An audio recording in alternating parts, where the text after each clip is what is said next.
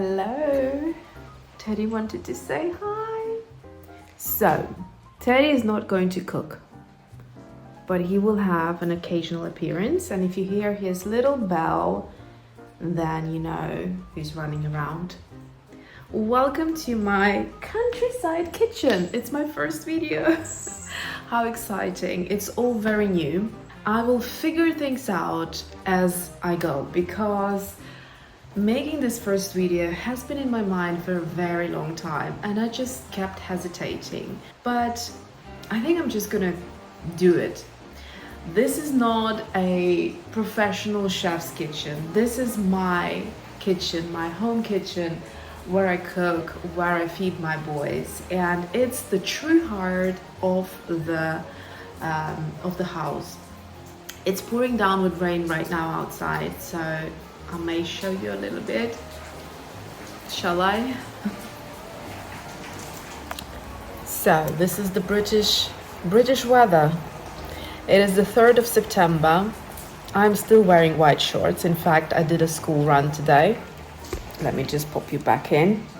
So I did a school run in shorts and my pink Birkenstock, which I have been enjoying throughout the summer month. Here is the thing. I picked a recipe to cook with courgettes that are in my kitchen garden. So I have 2 very ripe, beautiful courgettes that need to be picked. And I wanted to take you in my kitchen garden because that's going to be the vibe of my videos. It's not going to be super polished. It's not going to have some cameraman. It's just me filming, me cooking, and you know, sometimes arranging the camera. So do be patient. Now I just noticed it's slightly crooked. So be patient as I figure things out, but here is the first video. I will have to somehow between the showers pop out into the garden, take you with me, somehow film picking those courgettes and hopefully not getting soaked. We're going to do summer courgettes today. This is like a recipe that I probably cooked the most in my entire life, and this is the reason why I wanted to have it as the first recipe on my cooking YouTube channel.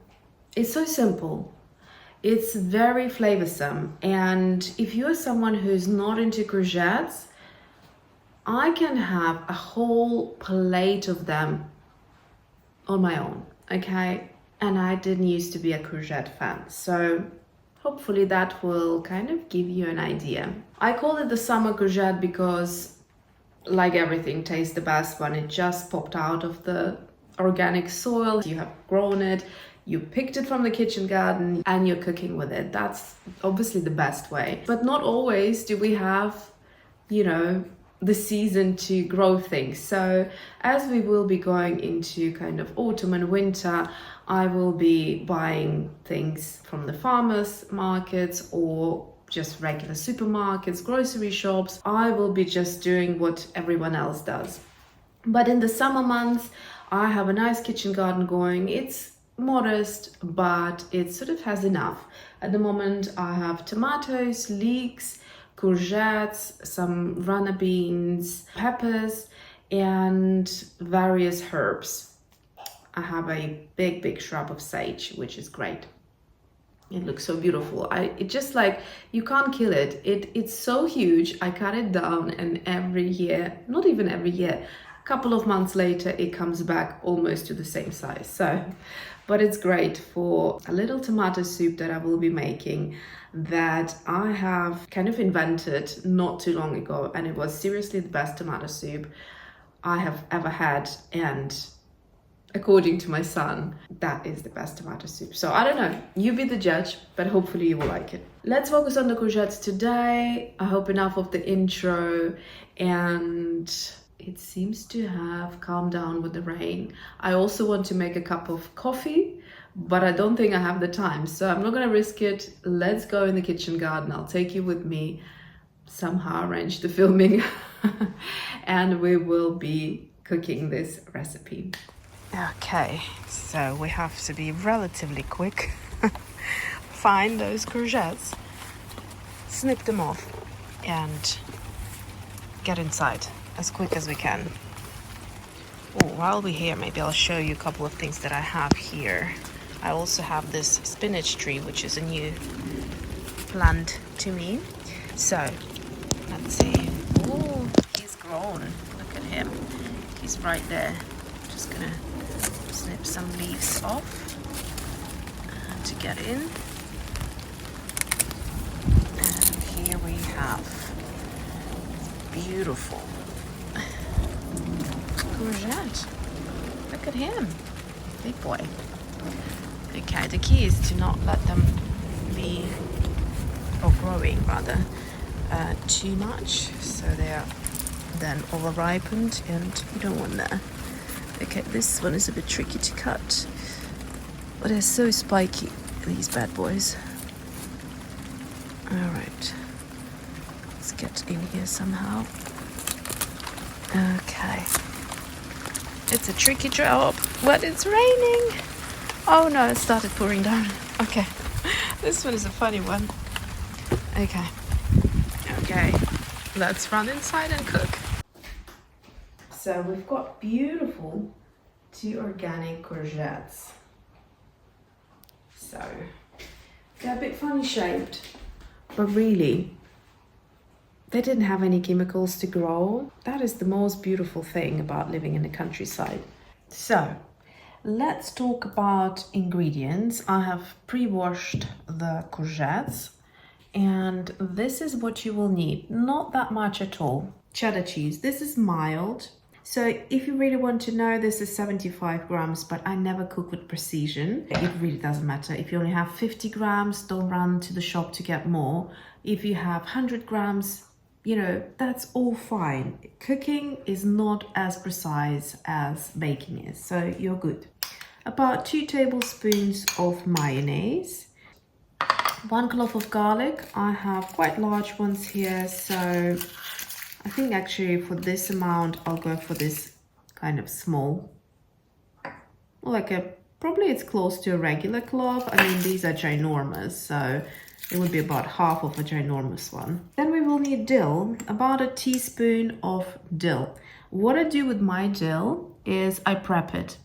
I have never ever fresh dill because it just goes off so quickly. So I buy these big fresh bunches wherever I can find them, because in supermarkets they usually are not that great. They're very small. So if you're going to like a Turkish shop or farmers markets, somewhere there you can find usually large bunches, and I just prepare them, wash them and chop them and put them straight away in the freezer, and it keeps so well. It comes out like fresh and so easy. You don't need to chop it every time and wash the cutting boards and the knives and all of that. So that's a good trick, and you can do that pretty much with everything. I also have a whole big tub of chives as well. I love having chives at all times.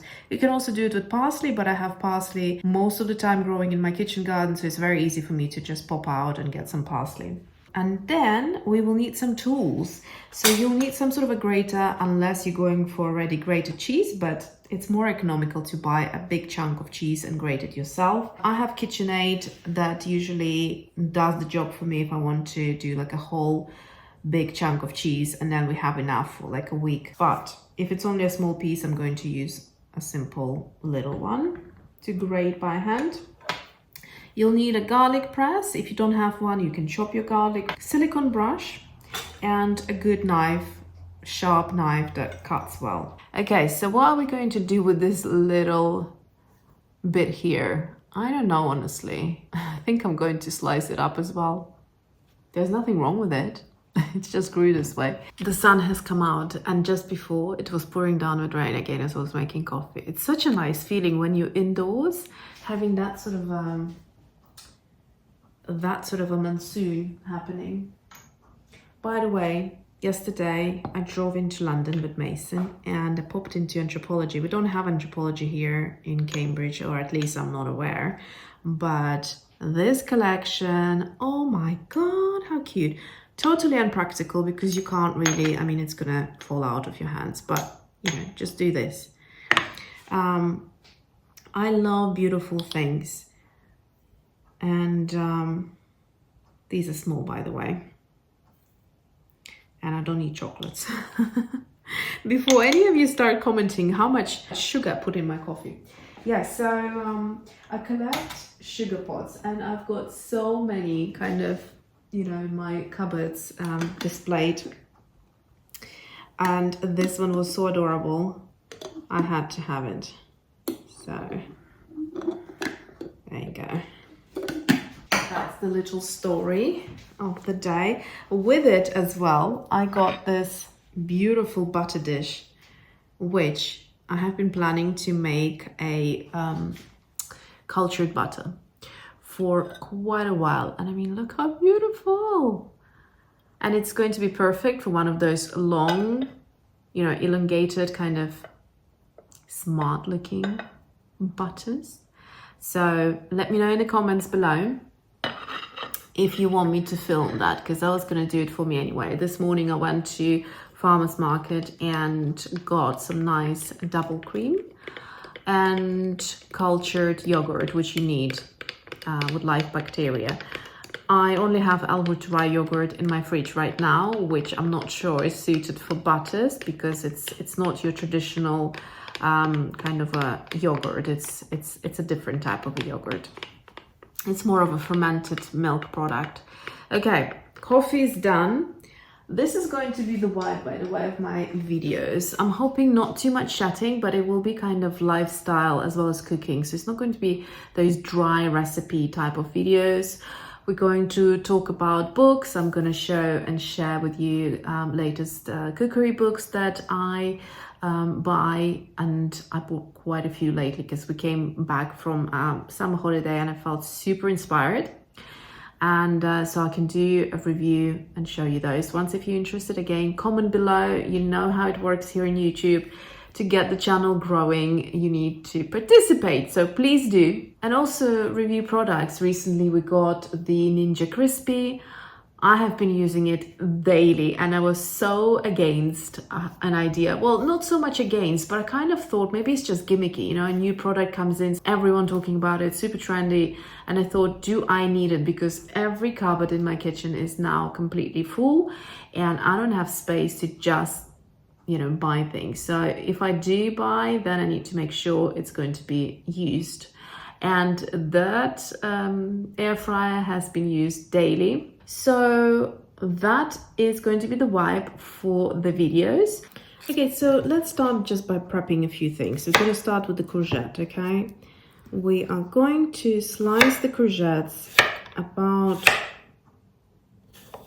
this thickness here.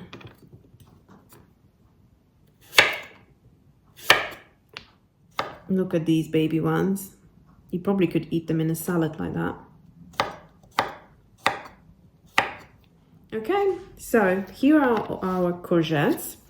The other prep work we need to do is our mayonnaise. So we've got the 2 tablespoons of mayo here. And let me just move this to the side. I'm going to add the dill, chopped dill, into here.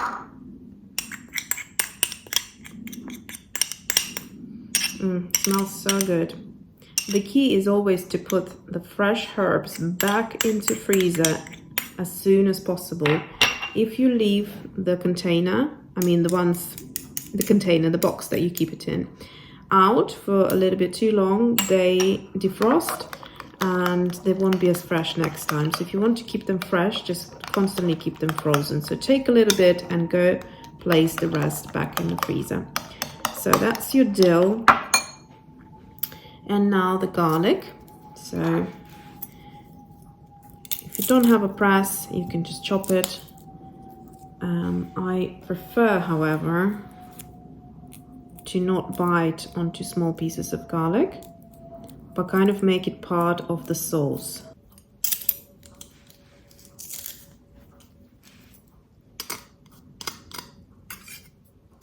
My grandma has been a big inspiration in my cooking, and there is something about the garlic press and my childhood experience cooking with her. I just love that. Just a lovely cooking memory. So you don't really need to salt things because you're going to have cheese, you have mayo. The only thing I will salt is the courgettes once they're cooked. So no salt in here, but a bit of pepper. I've got this kind of grinder. And it's nice and easy. Just like that, a pinch, not more, about there. And mix that all in. And that is ready. So we've got courgettes ready. We've got the little dip ready. The cheese needs to be grated on a smaller grater. So when I'm cooking this myself, usually I start frying the courgettes and everything else I do in between. But for filming, you need to think how to make things less hectic.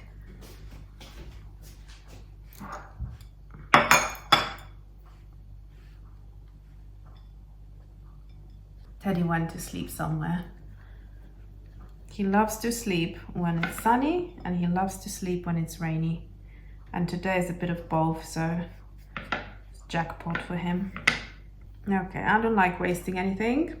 So we've got our ingredients. Now let's start by frying the courgettes. So I have preheated my pan, and this is a frying pan by Our Place, and it's their professional pan that's completely metal. I went for the silver and the golden detail and love how it looks in the kitchen. Super, super beautiful and chic. Might not be the most practical in terms of, you know, keeping this lid as clean as that is not an easy thing. But I am in love with these pans. I'm using this one pretty much daily, and this pan for like meats and things that need a lot of heat. So courgettes is one of them. Once you have heated, add your oil onto the hot pan, and then we're going to start with the courgettes. So notice how I'm not salting or seasoning anything at this point. Just really carefully add your discs of courgettes.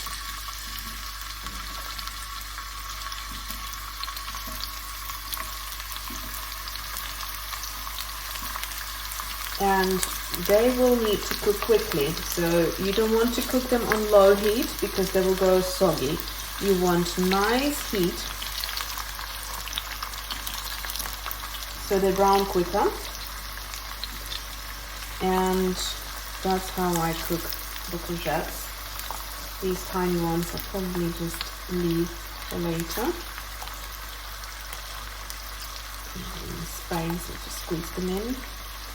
So try to do as many as you can, because you'll need, this is the most kind of time consuming thing. I need to do a school run soon, so time pressure.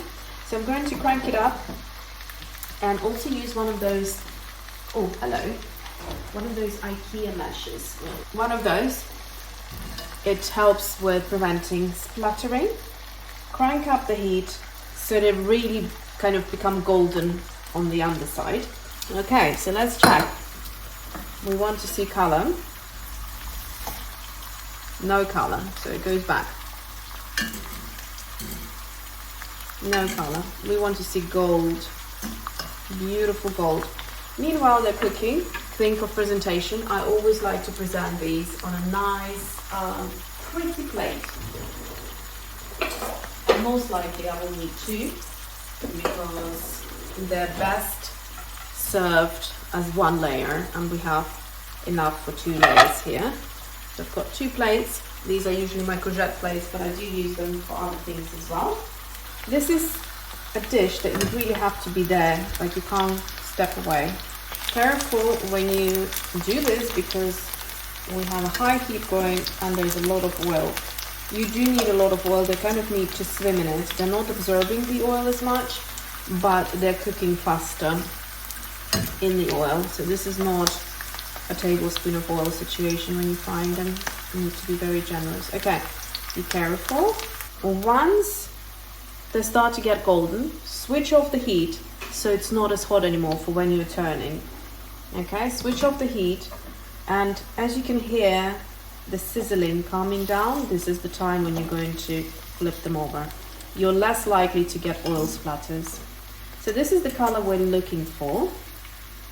Once we turn them over, we're going to crank it up again. So you see, you want some color, you want some golden, beautiful color, but you don't want anything burned. And the burning stage happens really quickly.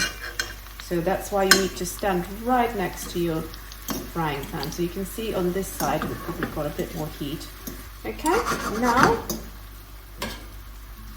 the net is back on, and again, crank it up, because we need to get the other side equal color. Once we got the same color on both sides, we're going to take them all onto the plate. Oh dear, I had the fan on all this time, silly me.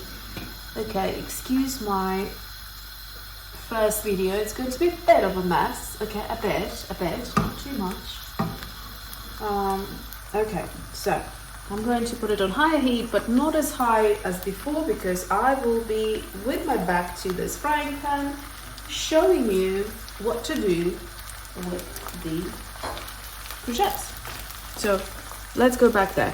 Okay, so I need to buy another one of those extenders or whatever it is, because I keep screwing you this corner, that corner, everywhere, and it's well, not screwing you. I'm screwing the that gadget or the tool.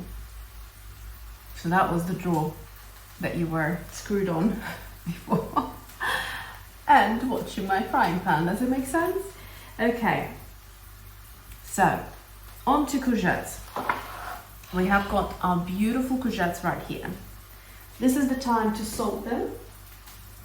Now, use your salt of choice. Personally, I like this flaky molten salt. I like to have a bit of a bite. Not much, just a little. They're quite sweet naturally, so they do need salt for sure, even though we'll have a bit of salt naturally in the sugar. It's been a long day, okay?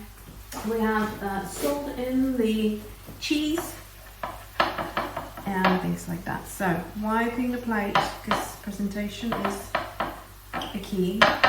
You know, your dish can be so simple, but the presentation is what elevates things. Okay, where is my silicone brush gone? Here it is. I'm just going to quickly check. No, we're good to go. I mean, we're good to go. We're good to go here. Ooh, how do you like my camera up here? I know what to do about it. Just give me a second. Okay, it's more diffused. You can't see it as much. Is that better? Right. We're going to take the cling film off our prepped ingredients and kind of visually halve them. So you have half of the cheese, roughly speaking. Okay, and half of the mayo. So we're going to take some of this mayo and spread it over. I found that this method is the easiest and most convenient. Don't need to be too precise about it. I love food to be welcoming. We're not a Michelin star restaurant here, and we certainly don't have the food critics coming over. Although, mind you, on YouTube there's always someone who likes to criticize things. But you're also welcome here, by the way. So, here we go. So you kind of see the amount that I'm putting on, and sometimes I go back if something looking a little bit sparse, because that's the way to judge. Sometimes it's hard to kind of know how much to put on all of them to get the right amount and use up the sauce, right? Make sure your hands are clean, because you most likely will need to hold down these little discs of courgettes. And as I'm talking to you, I'm also thinking I should check my second batch of the courgettes. So about this much, it's looking good. They need to be covered like that, okay? I'm gonna wash my hands. The mayonnaise was delicious. That bit of garlic, fresh garlic, with a bit of dill, Very good. So I'm going to check, and yes, it is definitely time to turn these over. Look, they're still all good. Beautiful looking courgettes. Okay. This is kind of summer in Italy vibe, you know?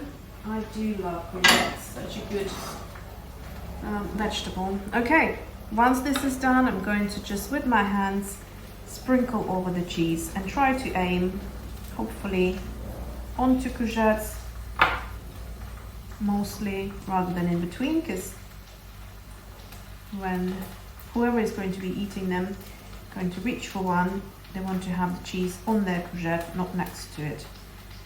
Makes sense, right? My mouth is watering, and I tell you what, I struggle to wait for these courgettes to cool down. And generally I start munching on them when they're still hot, and they do not taste as good. They need to cool down. Be patient. Slap your wrist if you want to get one or two. So once these cool down to room temperature, cover it up with cling film and then go and put it in the fridge. So that's the summer courgette done. How you eat them is kind of having them as a little side dish, you know, if you have tomato mozzarellas or olives, they're great as a little kind of snack, or some canapé as well if you're preparing something for your guests. A nice plate or two of these, you know, is delicious. They're easy to pick up. Well, they will be flimsy, so do provide little forks to eat them with, because it's not a thing that you can, like a canapé, just pick up and pop in your mouth. And they're a little bit greasy at the bottom. So that's it. If you want to get rid of the olive oil, which I personally think is part of the flavor, then what you can do is beforehand just place them on a kitchen paper to get rid of that oil. And that's it. That's my summer courgette. All right, so I hope you will try to make these. The smell is just mind-blowing. It's absolutely delicious and mouth-watering. So wait for them to cool down and do enjoy them. Until next time.